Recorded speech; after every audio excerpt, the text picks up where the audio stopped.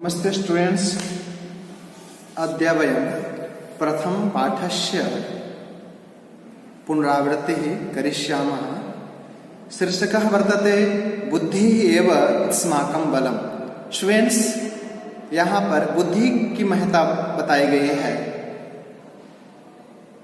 तो संसार में अलग अलग तरह का बल होता है। परिवार का बल, धन का बल, शक्ति का बल, ताकत का बल, समाज का बल, देश का बल। उन बलों में, उन ताकतों में आपके बुद्धि का जो बल होता है वह सर्वोपरि होता है। यस्य नास्ति स्वयं प्रज्ञा शास्त्रम तस्य करोति किम। बहुत जगह बुद्धि के महिमा बताई गई है ना। तो आइए, कहानी है बुद्धि एव अस्माकं बलम। कहानी है इस प्रकार। एकः बलवान सिंहः आसीत्, सः वनस्य राजा आसीत्। सर्वे पशवः सिंहात् भीताः सन्। सिंहः प्रतिदिनं पशून् मारयति स्म। पशूनां संख्या न्यूनतरा अभवत्। क्या कहता है? एक बलवान शेर था, वह जंगल का राजा था। सभी जानवर सिंह से डरे हुए रहते थे। सिंह प्रतिदिन पशुओं को, जानवरों को मारा करता था। पशुओं की संख्या दिन प्रतिदिन कम होती जा रही थी। यहाँ पर देखोगे स्टूडेंट्स, सिंहात भीतासन, तो फी धातु के योग में पंचमी विभक्ति होती है, ठीक है। और न्यूनतरा, आपको पिछले क्लास में बताया था, न्यून शब्द में तरफ प्रत्यय लगाओगे तो स्त्रीलिंग में न्यूनतरा होता है, पुल्लिंग में न्यूनतरः, स्त्रीलिंग में न्यूनतरा, नपुंसकलिंग में न्यूनतरम। आगे, सिंहात भीतः पशवः गुहासु वसन्ति स्म।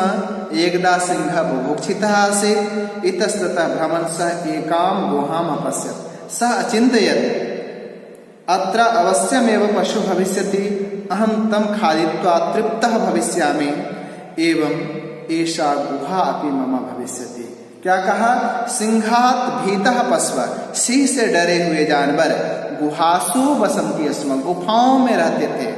सब डरे हुए रहते थे और उससे छुपे हुए रहते थे। एकदा सिंह बुभुक्षिता आसीत्, एक बार शेर बुभुक्षित था, भूखा था। इतस्ततः भ्रमण, इधर उधर घूमता हुआ, कभी इधर जाए, जंगल में भटक रहा था, इधर उधर घूमता हुआ एक गुफा पर नजर पड़ा। सह चिंतित, उसने विचार किया, अत्र अवश्यमेव पशु भविष्यति, निश्चित ही यहाँ कोई न कोई जानवर होगा।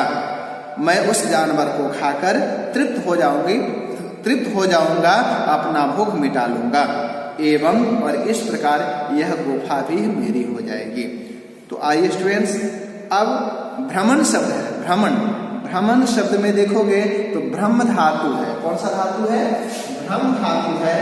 और इसमें क्षत्रिय प्रत्यय करोगे तो शब्द बनता है भ्रमण, और इसका पुल्लिंग रूप हो जाता है भ्रमत। भ्रमत पुल्लिंग रूप हो जाता है, स्त्रीलिंग रूप भ्रमंती हो जाता है, भ्रमंती, और नपुंसकलिंग में भ्रमण हो जाता है। तो सिंह का विशेषण है, विशेषण का काम करता है। तो भ्रमण, भ्रमंती, भ्रमत, ऐसा रूप हो जाता है। तो भ्रमण सह, वह घूमता हुआ एक गुफा देखा। कहा कि अवश्य यहाँ पर कोई न कोई जानवर होंगे, मैं उसे खाकर तृप्त हो जाऊंगा। खादित्वा में खाद धातु है और अक्त्वा प्रत्यय लगाओगे तो शब्द बनेगा खादित्वा। पद प्रत्यय यहाँ करना होता है। खादित्वा में खाद धातु है। कौन सा धातु है? खाद में अक्त्वा प्रत्यय लगाने के बाद शब्द बनता है खादित्वा, खाकर तृप्त हो जाऊंगा, और इस प्रकार गुहा भी मेरी हो जाएगी। आगे, परम गुहायाः स्वामी एकः शृगालः आसीत्। सः अतीव बुद्धिमान् आसीत्। सायंकाले यदा सः गुहां प्रति आगच्छत् तदा मार्गे सः सिंहस्य चरणचिह्नानि अपश्यत्। कहा, परंतु गुफा का स्वामी, मालिक एक सियार था, और वह सियार कैसा था? बहुत ही बुद्धिमान था। सायंकाल में, यानी शाम में, जब वह गुहा की ओर लौटता है तो देखा रास्ते में सिंह के पैरों का निशान है। पैरों का निशान को देखा। यहाँ पर मैं बता दूं, गुहाम प्रति, गुहाम प्रति, गुहा शब्द है, आकारांत है, गुहाम प्रति। तो यहाँ पर प्रति के योग में द्वितीय विभक्ति होती है, कारक की दृष्टि से उपविभक्ति है। श्रीगालः चिंतयत्, विचार किया, सिंह तो अवश्यमेव गुहाया अभ्यंतरम भवेत् तदा किम करणीयम इति विचारे सह एकम उपायम अचित। सियार विचार किया, सिंह तो अवश्य ही इस गुफा के अंदर होना चाहिए, तदा किम करणीयम, तब क्या करना चाहिए, हमें क्या करना चाहिए। इति विचारे सह एकम उपायम चिंतयत्, ऐसा सोचकर एक उपाय सोचा। यहाँ पर मैं करणीयम का पदप्रयोग कर दूं, करणीयम है, करणीयम, तो यहाँ करणीयम में क्रिया धातु है और अनियत प्रत्यय करोगे तो शब्द बनता है करणीय और पुल्लिंग में हो जाता है करणीय, स्त्रीलिंग करणीय, नपुंसकलिंग में करणीयम हो जाता है। गुहाया समीपम गत्वा सह श्रीगालः उच्च ही अवदत्, जोर से बोला, गुफा के पास जाकर वह सियार जोर से बोला, ऐ गुहे, संबोधन है, हे गुहे, हे गुफा, अहम आगच्छम, मैं आ चुका, प्रतिदिन में वह कथय, हर रोज के भांति कहो, सर्वत्र कुशलम अस्ति न वा, सब कुछ ठीक ठाक है या नहीं ठीक है।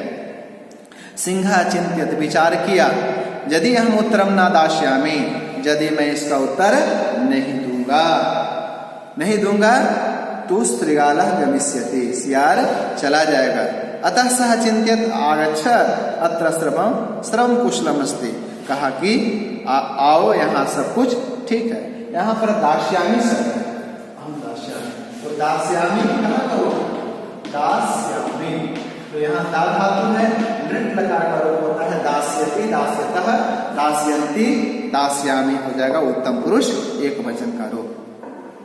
श्रीगालः सत्यम ज्ञात्वा, सही बात को समझकर तत्क्षणम एवं धावत, उसी समय दौड़ पड़ा, किंचित कालम प्रतीक्षाम कृत्वा गुहाया सिंह गुहाया वही आगच्छत्, कुछ देर के बाद, कुछ देर इंतजार करने के बाद गुफा से बाहर आया। गुहाया वही आगच्छत्, गुहाया वही आगच्छत्, यहाँ पर देखो गुहाया, गुहाया वही शब्द, तो यहाँ पर गुहाया में पंचमी विभक्ति हो जाएगी, विभक्ति होगी, क्यों हुई, तो वही के योग में आपका पंचमी विभक्ति हो जाती है, वही योगे पंचमी। तदा इतस्ततः पश्यन् सिंह पश्चातापम कृत्वा बुभुक्षिता एव अतिष्ठत्, तब इधर उधर देखता हुआ सिंह पश्चाताप करता हुआ भूखा ही रह जाता है। पश्यन, जैसा मैं आपको बताया था, भ्रमण, यहाँ भ्रमण बताया था ना, तो भ्रम धातु में शब्द प्रत्यय करने का भ्रमत होता है, इसी प्रकार दृश्य धातु है और दृश्य धातु में शब्द प्रत्यय लगाओगे तो सब बन जाएगा पश्यन, और उसी का अर्थ हो जाता है पुल्लिंग में पश्यन, इधर उधर देखता हुआ, वर्तमान काल का विशेषण करता है, वर्तमान का विशेषण, पश्चातापम कृत्वा बुभुक्षिता एव तिष्ठत्, भूखा ही रह गया।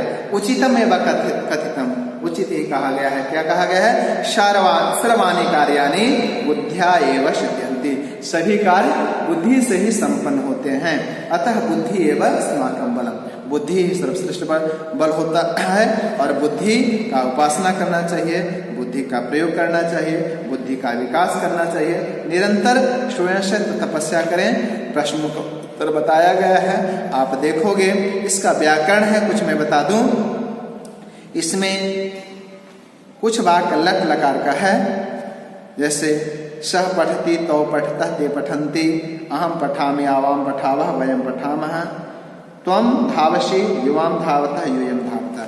इसी प्रकार लट लकार से लंग लकार का वाक्य बनाने के लिए कहता है, जैसे तौ पठतः, तो इसका लंग लकार में क्या हो जाएगा, तौ अपठताम, तौ अपठताम। इसी प्रकार ते चलन्ति, ते अचरन्, ताः लिखन्ति, ताः लिखन्, सागच्छति, सागच्छत्, त्वं नमसि, त्वं नमः, अहं भ्रमामि, अहं अभ्रमं, युवां नमतः, युवं नमत, आवाम धवावः, आवाम अधवावः, यूयम बदथ, यूयम अबदथ, वयम चलामः, वयम अचलामः। इसी प्रकार यदि आप लंग लकार का वाक्य जो बनाया उसमें यदि केवल लट लकार का जो वाक्य है उसमें स्म जोड़ देंगे तो आपको लट लकार से लंग लकार का भाव आ जाता है। जैसे लट लकार में वाक्य है तौ पठतः स्म, तौ पठतः स्म हो जाता है।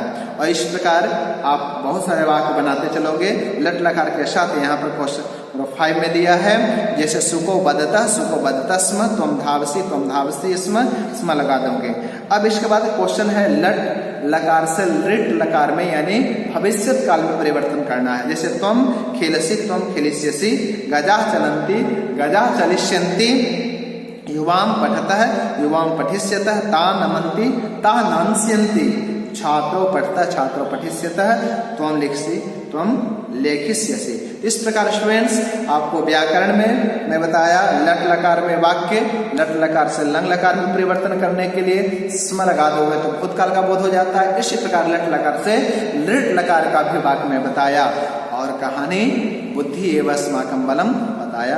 तो चलिए स्टूडेंट्स आप इस वीडियो को सुनिएगा और से पूरा अच्छी तरह से बता दिया गया है। आंसर क्वेश्चन तो आप लोग कर ही लिए होंगे। Thank you students.